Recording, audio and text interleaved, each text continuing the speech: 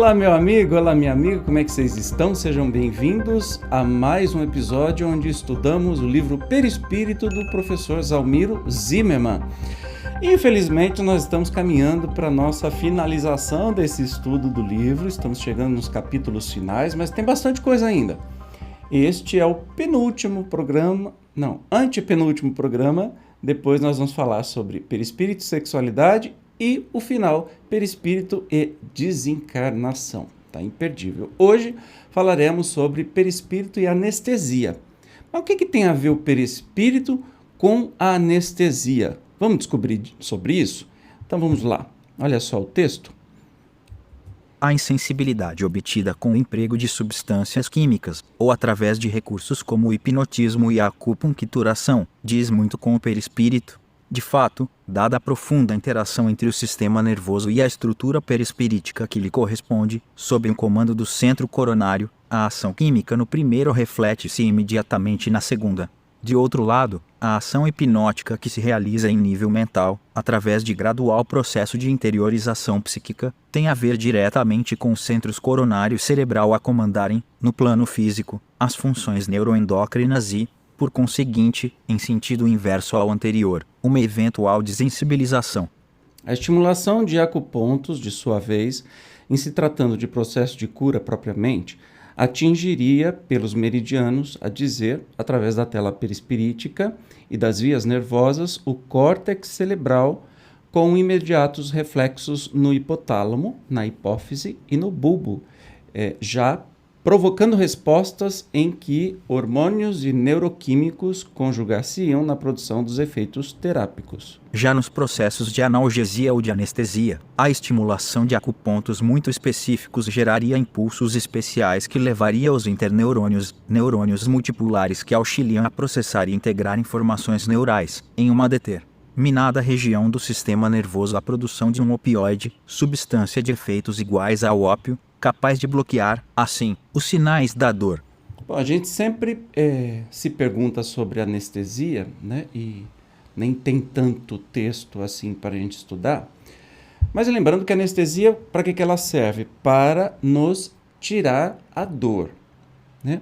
Necessariamente nem nos faz dormir, simplesmente interrompe a resposta de dor. Se você já operou bastante como eu, certamente você já teve uma anestesia geral, né?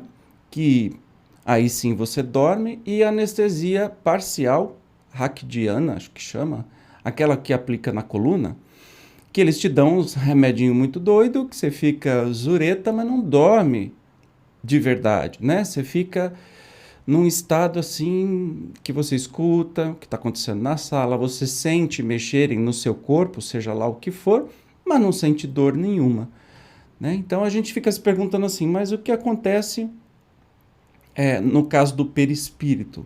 Evidentemente o perispírito continua lá. O que a gente está fazendo é o bloqueio da dor no corpo físico, né? Então nós temos até esse texto aqui, ó, nos casos de anestesia local parcial, surge a evidência que ela ocorre não só em função do entorpecimento das áreas do sistema nervoso, como, e fundamentalmente, do bloqueio da ação perispirítica a elas correspondente, como acontece, por exemplo, quando em determinado setor é interrompida a passagem da força elétrica atuante num extenso campo de ação. O que nós estamos vendo aqui no texto, né? Que existem algumas diferenças. Insensibilidade obtida com o emprego de substâncias químicas, né? O que acontece, essa interferência no corpo físico também vai interferir no corpo perispiritual, né? Coisa que não acontece, por exemplo, com uma ação hipnótica ou de acupuntura. É meio que o perispírito também, assim como o corpo físico, ele fica impedido de sentir ou processar algumas coisas, né? Aqui, ó, são conhecidos em acupuntura, aqui está se referindo aqui na acupuntura, método chinês de tratamento que remonta a cerca de 5 mil anos, 12 meridianos. E aí vai falar sobre os meridianos aqui, que interrompem a sensibilização, tá? E conclui aqui na anestesia geral, o bloqueio generalizado da energia nervosa e da ação perispirítica poderiam, em princípio, provocar até o próprio desprendimento do corpo espiritual, facilitando assim o processo.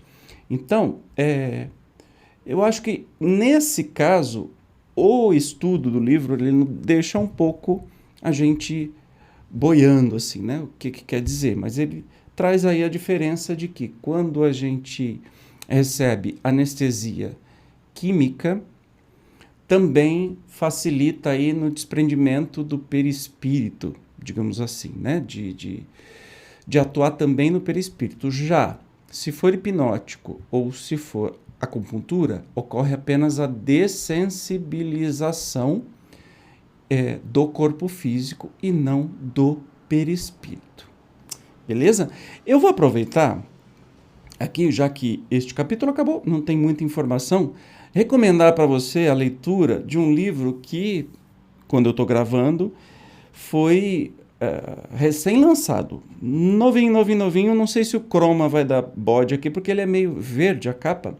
Chama Curas Espirituais à Luz da Doutrina Espírita, dos meus queridos, amados amigos, Sérgio Serti Júnior, o Serginho, o seu nome é muito difícil de falar.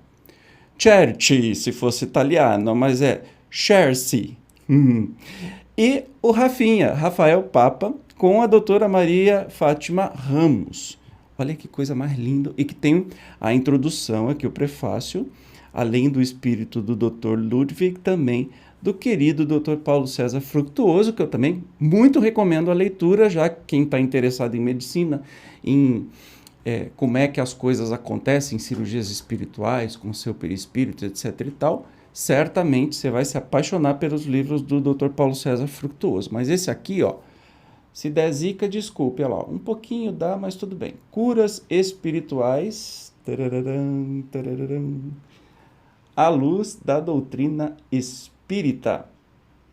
Procurem, que é magnífico e vem falar, inclusive, no livro tem uma riqueza de detalhes das cirurgias, porque o Serginho, né, ele faz cirurgias espirituais, na verdade o Dr. Ludwig, que opera essas cirurgias, o Serginho é um médium, é um trabalho lindíssimo feito em Birigui, mensalmente, e que depois os processos eles são muito bem documentados aqui, e consta o que a pessoa tinha, provando com documentos médicos, exames, etc. e tal, e após a cirurgia ou cirurgias espirituais, o tratamento feito, são feitos novos exames e até atestados de médicos dizendo que aquela doença, aquele problema, coisas muito graves, até coisas já desacreditadas, casos graves como cânceres e coisas desacreditadas já pela ciência, são absolutamente curadas com cirurgias espirituais, ou seja, essas cirurgias são feitas no corpo físico, no corpo perispiritual e que se reflete depois no corpo físico com inúmeras provas. Por isso que eles estão aqui junto com a doutora, que aí nos apresenta também o resultado dessas curas. Então é encantador para quem está a fim de estudar e se aprofundar no caso, tenho certeza que você vai gostar. Tá bom, queridos? Olha, no próximo encontro nós vamos falar sobre perispírito e sexualidade. Eu te espero, como sempre. Tchau.